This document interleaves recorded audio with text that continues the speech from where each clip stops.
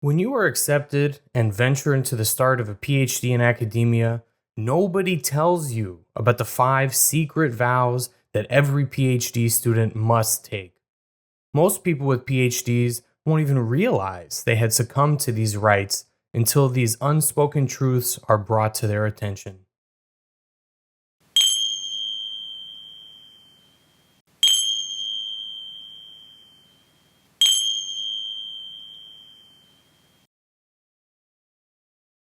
The modern college or university originated in the monasteries and seminaries. These institutions had the responsibilities of both housing and copying the known texts of the age.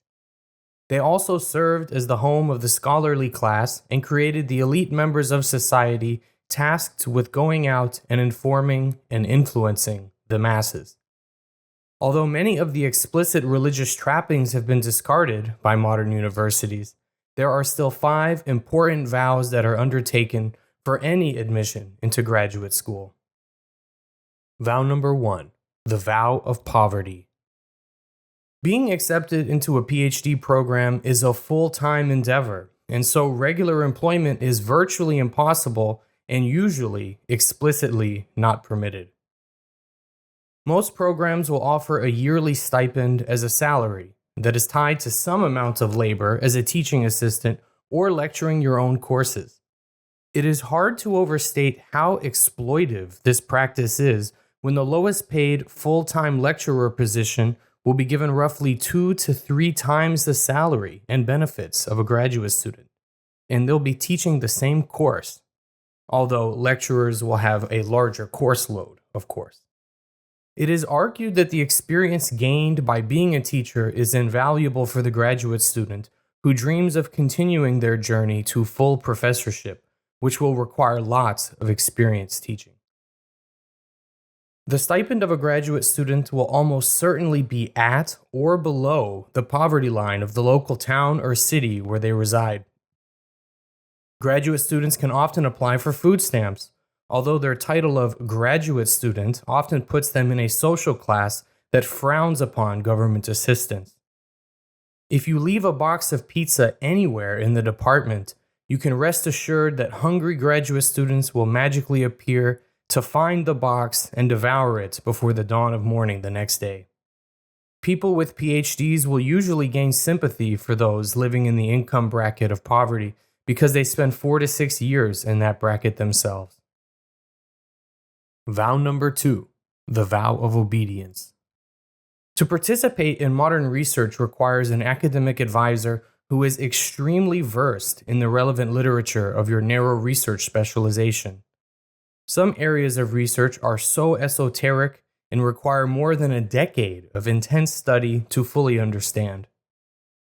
As an outsider, you will have no way of knowing where to begin, what books to read, and more importantly, what books and sources not to read, because they will be of no benefit to your research.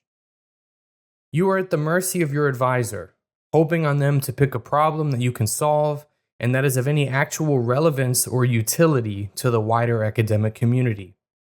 If your research is boring, uninteresting, or not hot right now, then you might sign up for a PhD that goes nowhere because nobody wants to hire specialists in your field.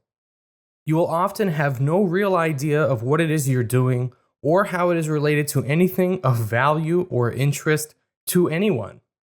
Mindless chores of repetition, calculation, and experimentation will be done, which can only really be understood by your advisor.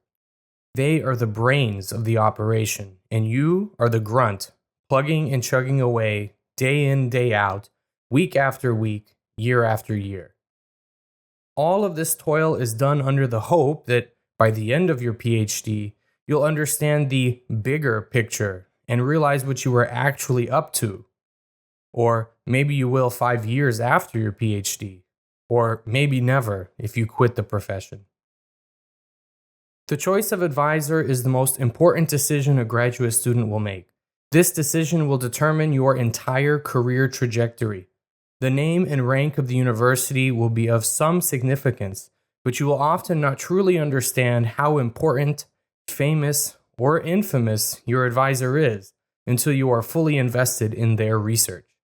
If your advisor is, for lack of a better phrase, unpopular, their recommendation will not be very valuable, and they may not have any, quote, friends in high places, end quote, who can get you your first post-PhD position.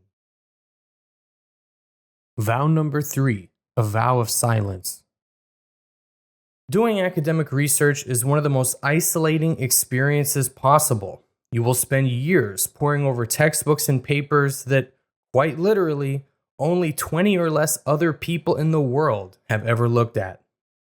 Every day, hundreds and hundreds of papers are written in the most obscure fields imaginable. You will become romantically familiar with the most pedantic and obscure words, names, phrases, and results that nobody else has ever encountered. Your family will not know what you're talking about. Your childhood friends will think you're weird. Your fellow graduate students in the same department will specialize in different fields and have no clue what you're talking about either. Even worse, you will not have any idea of what you are reading and talking about for the greater part of your entire PhD. You will attend major conferences in your field to sit in on unbelievably boring talks that you understand nothing about. You will be left with just your advisor and a few collaborators who you can speak to about what will become one of the most important and sacrificial acts of your life up to that point. You will become obsessed with something that nobody can know about. Not because it's a deep, dark secret that you must protect with your life. Far from it. You will deeply desire to share your passion project with the world. However, it will fall on deaf ears because it just sounds like a foreign language to the entire rest of the world. Vow number 4, a vow of stability. A PhD program can last anywhere from 4 to 8 years depending on the subject and the university. You will be stuck in one location, far from home and friends, for the majority of that time.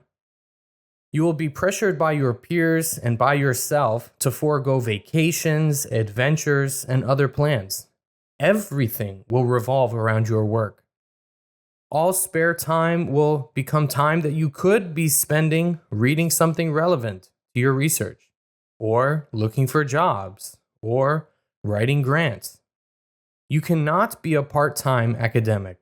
Your entire life will revolve around your research and prospects of continuing your ability to do the research. This will be a good practice for you if you land the dream job, becoming a tenured professor, who then spends 40 to 50 years at a single institution. Hopping around from one place to another is frowned upon and usually signals a red flag to those around you.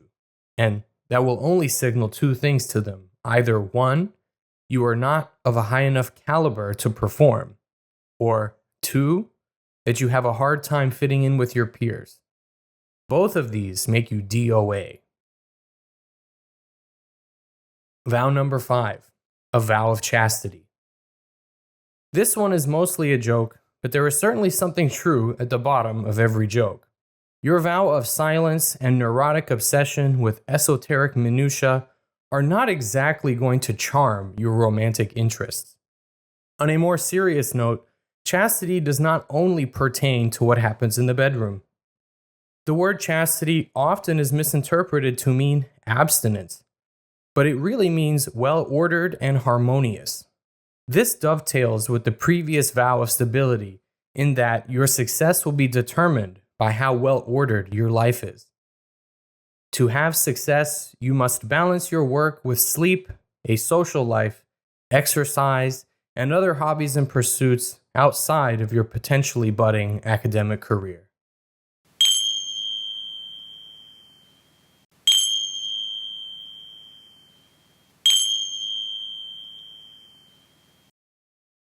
If you enjoy this content, make sure to like, share, comment, subscribe, and hit the bell for notifications. If you want to take your knowledge of math to the next level and/or join a community of math lovers, please head over to courses.modernmathacademy.com to become a member of the Academy and start learning today. From me, Dr. W.